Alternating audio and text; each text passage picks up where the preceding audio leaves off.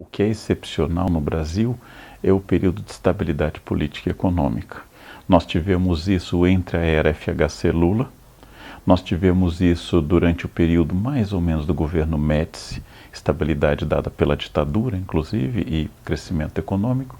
Tivemos isso em alguns momentos da história do Brasil, como a década de 50, o gabinete de conciliação do Marquês do Paraná no Segundo Império. Estes momentos são excepcionais. Os momentos tradicionais brasileiros são os momentos de crise política e crise econômica. E, na maior parte das vezes, crise política com crise econômica. Então, na verdade, nós vivemos de crise em crise e de golpe em golpe na história do Brasil. Ocorre que uma geração como essa de jovens hoje cresceu, praticamente adquiriu consciência sem inflação, com um presidente civil eleito, entregando o poder a um presidente civil eleito. Isso foi absolutamente excepcional, porque na verdade isso não ocorria há bastante tempo, essa sequência de presidente civil eleito.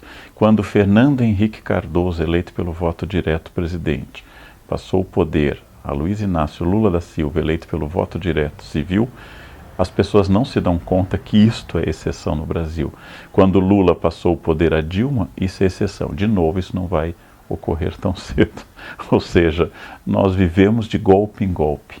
E a regra brasileira é sempre aquilo que nós temos em espaço, às vezes, de 10 anos, temos 10 ou 12 presidentes, como entre 54 e 64. Um país de contradições sociais tem contradições políticas.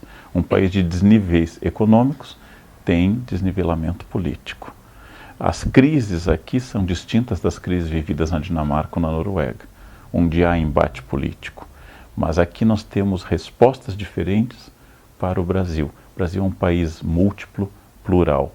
E há grupos neste momento, à esquerda e à direita, que estão invalidando a pluralidade da resposta, dizendo: a minha resposta é a única possível, porque é a única válida, a única que está ao lado do bem e da ética, e a sua está ao lado do mal e da falta de ética, né? Esses grupos são sempre um pouco perigosos, tanto à esquerda quanto à direita.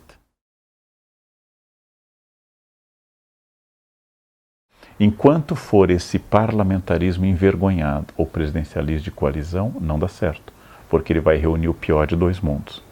No parlamentarismo é possível isso, porque o primeiro-ministro nasce do parlamento. No momento que o presidente nasce das urnas e o parlamento é a sua condição de governabilidade, o presidencialismo de coalizão não pode dar certo. Segundo dado importante é que, acima de tudo e essencialmente, a política diz respeito à estrutura social, que, baseada em opiniões contraditórias de uma sociedade muito marcada pela divisão, que ainda não superou traumas históricos como a escravidão, é uma sociedade que ainda está aprendendo a conviver com o outro e sequer ainda aprendeu a ideia de isonomia jurídica. A expressão "você sabe com quem está falando", que um colega meu, Cortella, diz possível apenas ser utilizada em graus finais de Alzheimer, quando eu não sei mais quem eu sou e posso perguntar a alguém, é herança de um período que a lei vai ser aplicada exclusivamente para um grupo. Então, você sabe que eu sou daqueles que não vai se submeter a essa fila. Esta falta de crença na isonomia é um aprendizado importante para isso. Então, acho que é um modelo. Reformas, a adoção de voto distrital ou distrital misto, a exigência de fidelidade partidária. Se você quiser trocar de partido, perde o seu mandato. A inclusão da corrupção como crime hediondo, de tal forma que a pessoa perca de fato sua possibilidade sendo condenada em todas as instâncias. A necessidade de partidos orgânicos, que representem uma ideia, e não apenas de partidos de aluguel. A necessidade de que as campanhas, nós já demos passos bons para isso, sejam mais claras. Tudo isso poderia melhorar. Eu não sou um otimista a ponto de achar que o paraíso é perfeito, mas dá para evitar o inferno. Então nós precisamos de partidos representativos, precisamos de uma população cada vez mais ilustrada. Então, como fazer as pessoas melhorarem? Isso tem a ver também com melhoria social, com melhoria de condições.